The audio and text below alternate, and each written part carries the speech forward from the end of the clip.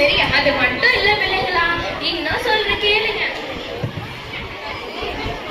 கடவுளையே வணங்கிக்கிட்டு கடவுளையே வணங்கிக்கிட்டு கால வேளை உணவு உண்டு பள்ளிக்கூட சென்றிடுவோமே. ஆமா, பள்ளிக்கூட சென்றிடுவோமே. நாம பக்குவமா படிச்சிடுவோமே. நாம பக்குவமா படிச்சிடுவோமே.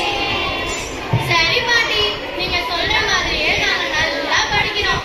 இன்னும் சொல்லுங்க. மதிய உணவு உண்டு உடனே என்ன விடுங்க பாட்டி, இது நல்லா இருக்கு. மதிய உணவு உண்டு உடனே கைகளெல்லாம் சுத்தம் செய்வோம். தரமான உணவை உண்போம். ஆமா, தரமான உணவை உண்போம். இது அம்மா என்ன பண்ணிட்டு இருக்க? உணவுல எடுத்து